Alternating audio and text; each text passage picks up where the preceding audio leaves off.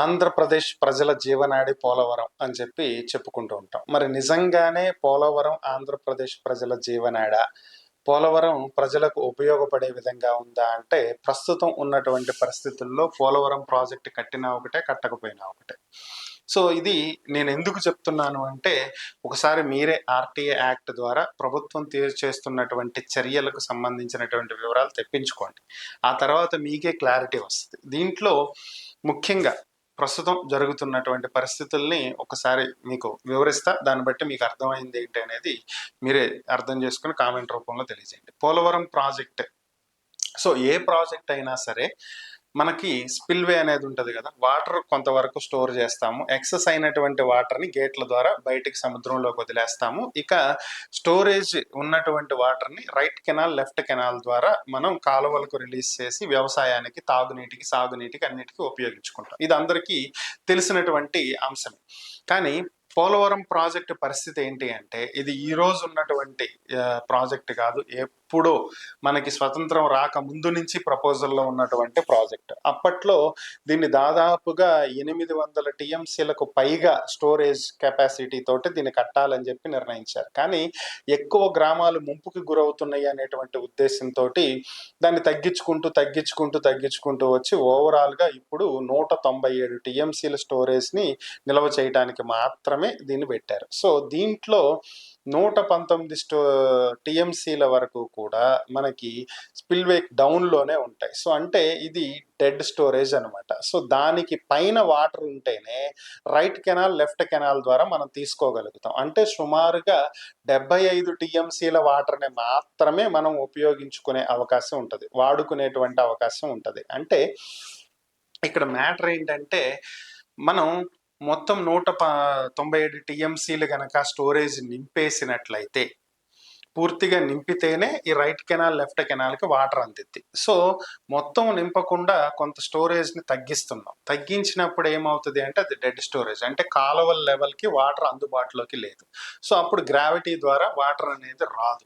So మరి ఎందుకు ఇలా చేస్తున్నారు అంటే, దీనికి సంబంధించినటువంటి వివరాల్లోకి వెళ్తే 2019 నుంచి 2024 మధ్యలో ఉన్నటువంటి వైఎస్ఆర్ కాంగ్రెస్ పార్టీ ప్రభుత్వం మొత్తం 45 మీటర్లుగా ఉండాల్సినటువంటి పోలవరం ప్రాజెక్ట్ని 2 ఫేజులుగా డివైడ్ చేసింది. ఫస్ట్ ఫేజ్లో 41 మీటర్ల ఎత్తుకి వాటర్ని నింపుతామని, సిడబ్ల్యూసి నామ్స్ ప్రకారం ఒకేసారి ప్రాజెక్ట్లో వాటర్ని ఫుల్గా నింపకూడదని, అది సెక్యూరిటీ మెజర్స్ ప్రకారం సిడబ్ల్యూసి దీన్ని సజెస్ట్ చేస్తుందని, కాబట్టి తమ ప్రభుత్వం దీనికి కట్టుబడి ఉంది అని చెప్పి అప్పటి ముఖ్యమంత్రి జగన్మోహన్ రెడ్డి గారు అసెంబ్లీ సాక్షిగా ప్రకటించారు. కానీ రియాలిటీలో ఏంటి అంటే, సిడబ్ల్యూసిలో ఇలాంటి నామ్స్ అయితే వెళ్ళాం. సో 41 మీటర్ల ఎత్తుకి నింపితే ఏమవుతుంది, 45 మీటర్ల ఎత్తుకి నింపితే ఏమవుతుంది? సో దీనికి సంబంధించినటువంటి వివరాలు మీకు పూర్తిగా అర్థం అవ్వాలి అంటే, 45 మీటర్ల ఎత్తున నీటిని స్టోర్ చేయాలి అంటే దాని వెనుక కొన్ని గ్రామాలు ముంపుకి గురవుతాయి.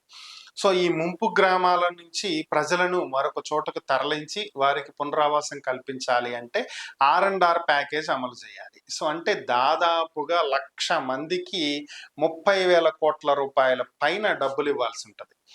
సో అందుకనే దీన్ని ఏం చేశారు అంటే 41 మీటర్లకి తగ్గించారు. సో తగ్గించటం వల్ల ఏమవుతుంది అంటే, ఆటోమేటిక్గా R&R ప్యాకేజ్ అనేది తగ్గుతుంది. ఎందుకంటే నిర్వాసితులు తగ్గుతారు. నిర్వాసితులు తగ్గటం వల్ల కట్టేటువంటి అమౌంట్ తగ్గిద్ది. అంటే సుమారుగా 1,00,000 మంది నుంచి 25,000 మందికి వచ్చేస్తారు. సో కట్టాల్సిన అమౌంట్ కూడా ఓ 12,000 కోట్లకి వెళ్ళిపోతాయి. 30,000 కోట్ల నుంచి 12,000 కోట్లకు పడిపోయినప్పుడు ఆటోమేటిక్గా కేంద్ర ప్రభుత్వం కూడా నిధులు రిలీజ్ చేసింది. దానికి సంబంధించి ఆ కొంతమందికి R&R ప్యాకేజ్ ఇచ్చేసి మేము అందరికీ డబ్బులు ఇచ్చేసామని చెప్పి ముగిచ్చేశారు. కానీ సెకండ్ ఫేజ్లో దీన్ని 45 మీటర్ల ఎత్తుకు పెంచుతాము, అక్కడ వరకు నీటిని స్టోర్ చేస్తామన్నారు. సో ఫస్ట్ ఫేజ్లో 41 మీటర్స్ వరకు మీరు నీటిని నింపినప్పుడు అవి గ్రావిటీ ద్వారా రైట్ కెనాల్కి, లెఫ్ట్ కెనాల్కి వెళ్ళవు. మరి ప్రాజెక్టు పూర్తయింది, మేము రిబ్బన్ కట్ చేసామని చెప్పి ఏం ఉపయోగం? ఎవరికి మేలు చేస్తున్నారు? ఎవరి కళ్ళల్లో సంతోషం చూస్తున్నారు? రైతులకు మీరు చేసేటువంటి మేలేంటి? శూన్యం. సరే, ప్రభుత్వం మారింది, ప్రస్తుతం కూటమి ప్రభుత్వం వచ్చింది, టీడీపీ, జనసేన, బీజేపీ 3 కలిసే ఉన్నాయి.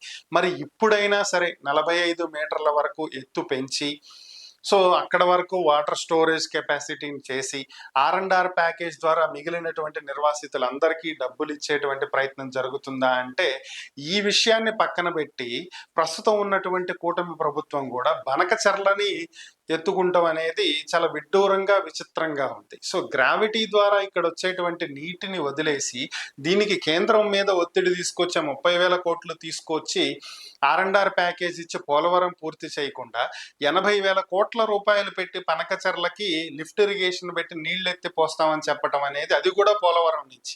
సో ఈ మిరాకిల్ ఏంటనేది అర్థం కానటువంటి అంశం. ప్రజాధనాన్ని ఎందుకు ఈ విధంగా వృధా చేస్తున్నారు? ఏ పార్టీ కూడా రైతులకు ప్రజలకు ఉపయోగపడే విధంగా పోలవరాన్ని నిర్మించట్లేదు అనేది దీన్ని బట్టి అర్థమవుతుంది. ప్రజలను ఎందుకు ఈ విధంగా మోసం చేస్తున్నారనేది ఈ ప్రభుత్వాలే సమాధానం చెప్పాలి.